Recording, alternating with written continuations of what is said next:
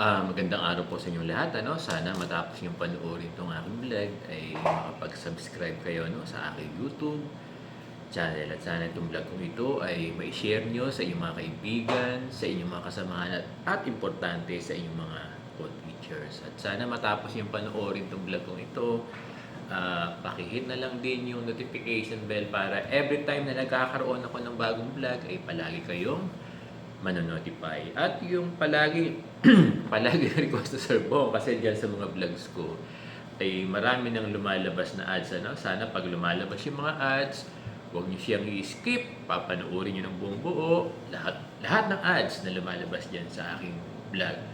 Pwede ko makasahan yan sa ating mga kaguruan. Maraming salamat sa inyong lahat. Bago natin puntahan yung topic natin ngayon, magkwentuhan muna tayo tungkol sa nangyari kahapon na worst, particular dito sa Metro Manila. Grabe yung naging baha kahapon, maraming bahay, sasakyan at iba pang establishment na lumubog dahil sa bagyong Karina at malakas na habagat. Alam nyo, maraming bahay ang pinasok ng baha. At even si Sir Bong, even si Sir Bong ay hindi nakaligtas, na-experience din yung sobrang baha kahapon. Pinasok yung bahay namin, natumba lahat ng gamit namin, nabasa halos lahat ng gamit namin kahapon, Talagang nakakaiyak yung nangyari sa amin dito sa Metro Manila. Kaya lang, dapat maging matibay pa rin, Wala tayong choice kung hindi tanggapin yung mga pagsubok na dumadating sa atin. Dapat babangon pa rin tayo. Tama ba? Punta na tayo sa topic natin. May lumabas na DepEd Memorandum regarding RPMS, IPCRF, OPCRF. Finally, nagbigay na ng ruling ang DepEd Central kung magsasubmit ba o hindi magsasubmit ng RPMS, IPCRF for the school year 2023-2024. Alam nyo, 3 weeks ago o 2 weeks ago, kasi may mga regions na nagsuspend muna ng submission ng IPCRF, in abeyance of the official directive ng DepEd Central. Pero recently, nag-circulate yung DepEd memo na requiring DepEd personnel na mag-submit ng IPCRF o PCRF. Alam nyo, hindi lang guro ang magsasubmit ng IPCRF, even kami mga principals ay required na mag-submit din ng OPCRF. Pag principal kasi, OPCRF. Pag head teachers, teachers and others, IPCRF naman sila. Kung nabasa nyo na yung DepEd Memorandum, ang reasons ng DepEd Central, ang reason nila kung bakit need na mag-submit tayo ng IPCRF, OPCRF for school year 2023-2024. Doon sa paragraph 3 nakalagay ng DepEd memo, this is to avoid possible grounds for disqualifications of school-based personnel from monetary and non-monetary performance incentives. And this is precisely true. Kasi hindi lang naman PBB ang purpose ng performance rating ng ating mga guro. Nagagamit ito sa ibang bagay. Like itong sinasabi ko, sa promotion kasi, you will be needing latest performance rating or latest IPCRF. Kaya nga sabi ko, kung napanood nyo dun sa vlog ko, sinabi ko to, kung magpapapromote kayo, starting August 2024, kakailanganin nyo talaga yung IPCRF for the school year 2023-2024. Kaya lang, huwag na tayong magtalo-talo ng ating mga opinion kasi meron ng DepEd Memorandum na requiring all our personnel in DepEd na mag-submit ng IPCRF. Tama ba, Sir Bong? Sa issue naman ng PBB, dahil suspended ng executive order yung 2024, yung IPCRF, yung ibig kong sabihin, ganito kasi yung mangyayari niyan, yung tatanggapin nating PBB this 2024, itong taon na to, ang basis niyan ay yung RPMS, IPCRF natin ng year 2021, school year 2021, 2022. Then yung PBB naman na tatanggapin natin for fiscal year 2025, ang magiging basis nito ay yung school year 2022-2023. Ano? Tama ba si Sir Bong? At yung PBB naman na tatanggapin natin for fiscal year 2026, supposed to be ang magiging basis nito ay yung RPS natin na ito 2023-2024. Kaya lang ang sinasabi ang contention ng ating mga teachers group ay suspended yung RPMS ng 2024.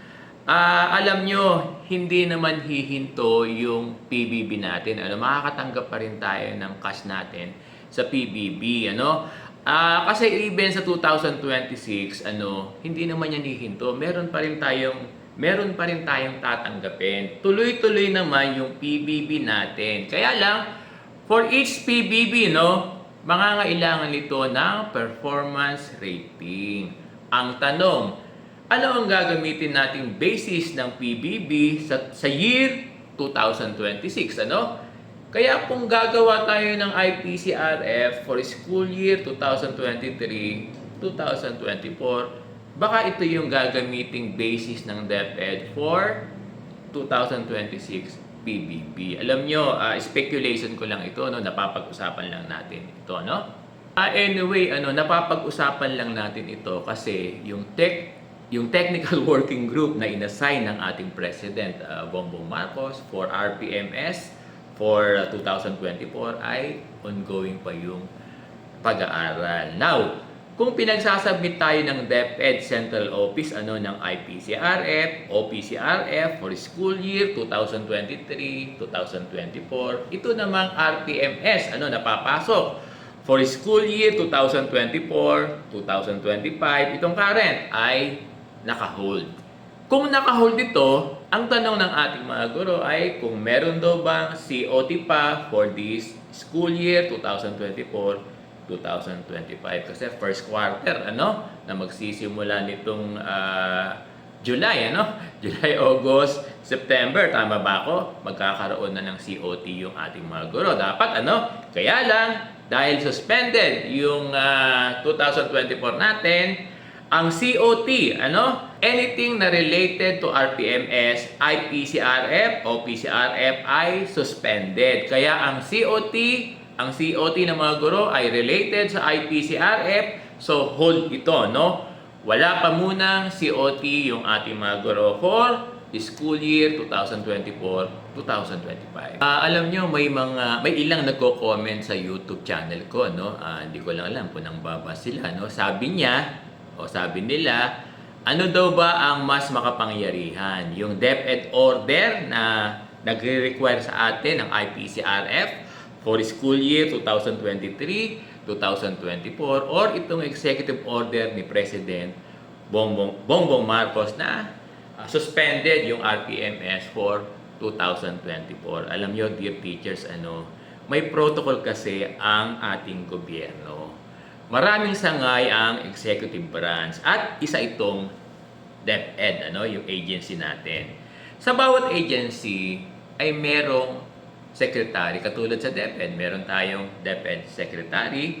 At dito, dahil meron tayong sariling secretary, na superior natin, at dito sa DepEd, dahil meron tayong sariling secretary, na superior natin sa DepEd, at even dito sa DepEd, ang ibig sabihin, meron tayong protocol na sinusunod. So, ipapaliwanag ko pa, Alam niyo kung may direktiba ang President ng Pilipinas, President Bongbong Marcos, through an executive order, bago ma-implement yan, dadaan pa muna yan ng mga secretary. Sa atin, yung executive order ng Pangulo, dadaan pa muna ng DepEd Secretary. At yung DepEd Secretary, i-endorse yan sa mga regions. Then, i-endorse ng regions to division. Then, divisions to schools. Ganyan ang protocol natin. Hindi kasi pwede na from executive order ng Pangulong Bongbong Marcos, didiretso ka agad sa schools at i-implement agad ng principal. Hindi ganito yung protocol natin. Hindi ganito yung protocol natin. Alam nyo, maraming guro, may ilang guro ang nagagalit. Utos na raw ng presidente, hindi pa sumusunod yung ating mga principals. Like itong IPCRF ng school year 2023-2024, nagiging issue to sa ating mga guro. Nagkaroon ng executive order ang Pangulong President, pareho lang, Bongbong Marcos na isuspend. Ang mga regions natin, syempre, yung mga regional directors natin, aantayin muna yung direktiba ng DepEd Secretary natin, tungkol doon sa executive order. Then itong mga SDS, aantayin nila yung direktiba ng mga regional directors. Kami namang mga principals, aantayin namin yung mga direktiba ng ating mga schools division superintendent. At saka pa lang magkukumply to cascade to our teachers yung ating mga principals. Ganito yung protocol natin. Ang isang executive order kasi, binababa yan sa mga DepEd o department secretaries.